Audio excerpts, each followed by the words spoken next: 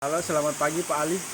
Kami dari mahasiswa Universitas Mataram, Prodi D3 Akuntansi, mau minta waktunya sebentar nih untuk mewawancarai usaha yang Pak Ali miliki. Oke, nggak apa-apa. Lanjut.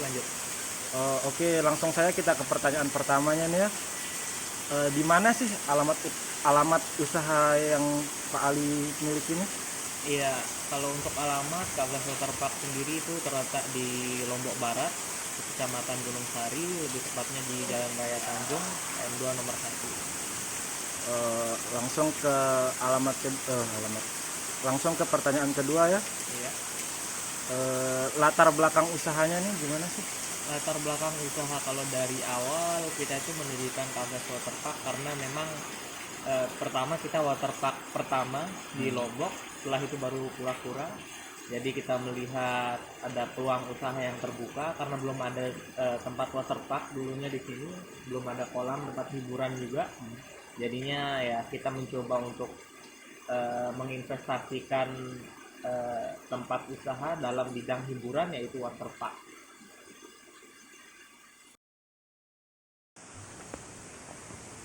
Nah, Pak Ali, gimana sih permasalahan pemasaran di Kavlas Waterpark ini?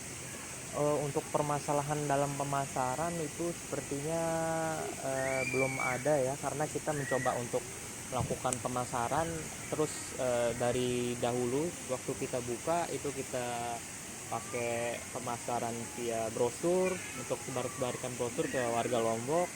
Terus habis itu kita juga melakukan pemasaran ya apa ya, papan reklam dan melalui internet juga sempat. Tapi kalau untuk permasalahannya ya yang saya temukan ya belum ada ya, gitu aja sih, langsung melalui brosur dan papan reklam aja.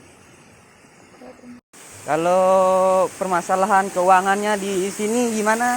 Kalau permasalahan keuangan sih di Kavlas Waterpark ini ya tidak berimbang dengan biaya operasional aja sih. Misalnya biaya operasional kita mungkin satu bulan itu sampai dengan 5 juta, tetapi tamu yang masuk tuh nggak berimbang lah dengan biaya operasionalnya. Kira-kira itu sih. Udah nih. Pertanyaan selanjutnya nih Pak Ali.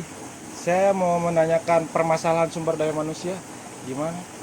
Kalau untuk sumber daya manusia di sini permasalahannya sih ada dua. Pertama dari sisi karyawan dan pengunjung ya. Kalau dari karyawan sendiri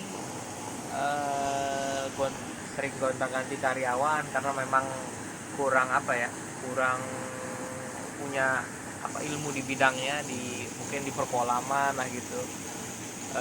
Terus dari karyawan juga kita kurangin, ada yang karena posisi keadaan ekonomi karena corona Juga. dari awalnya karyawan kita yang jumlahnya 30-an waktu sebelum corona, sekarang hanya mungkin bisa dihitung jari cuma 6 orang ya. Jadi kalau permasalahan SDM sih itu. Terus kalau untuk pengunjungnya sendiri ya ada beberapa pengunjung yang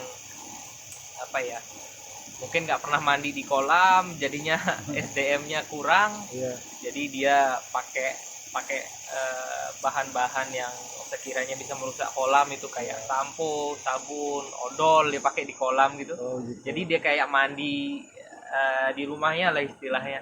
Itu yang membuat rusak kolam juga, nambah biaya operasional juga jadi.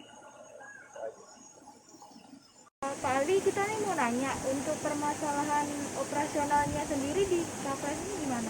Ya, kalau untuk permasalahan operasional cuman satu sih, rata-rata itu kan karena kita berbasis hiburan taman air ya, jadinya berkaitan dengan mesin air.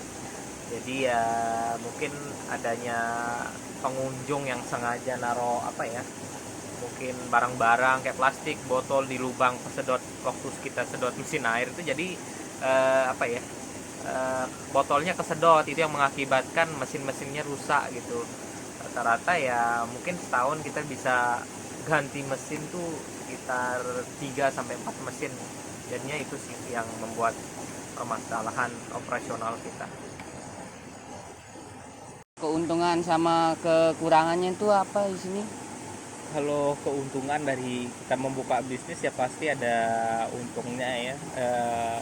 Rata-rata kalau di musim liburan ya meraih untung yang lebih dari hari-hari biasa. Keuntungannya pertama itu, dan juga mungkin faktor yang lain, kita bisa menghibur orang-orang satu sisi, membuat orang senang. Terus mungkin kalau kelemahannya ya terkait dengan pengunjung. Kalau pengunjungnya kurang, jadi kita tidak bisa menutupi biaya operasional, ya sama yang terjadi saat ini seperti COVID yang mengakibatkan pengunjung turun drastis. Itu sih. Peluang dan ancaman bisnisnya apa ya Pak? Kalau peluang dan ancaman, pertama peluang karena kita punya slide. Pertama kan kita waterpark pertama dahulunya, terus seiring berjalannya waktu kita berkembang, ada peluang yang lebih, akhirnya kita menciptakan waterbomb yang cukup besar, itu namanya Boomerang, dan Blue Hole itu terletak di belakang. Dan setelah berdirinya itu ya menjadikan pertama Kafles waterpark terbesar pada tahunnya ya, tahun 2015 sampai 18, karena sekarang sudah ada waterpark lain yang mungkin lebih besar. Jadinya itu ya peluangnya pertama. Kalau ancamannya yaitu tadi, kembali lagi ada pesaing-pesaing baru yang masuk, yang mau menyaingi kita dan membuat waterpark mungkin yang lebih lengkap, lebih luas lagi. Itu aja sih. Baik, terima kasih Pak Ali udah menyempatkan diri untuk waktunya. Kita sudah repot-repot mewawancarai Sama-sama. mengenai tentang Kafles. Terima kasih kembali ya.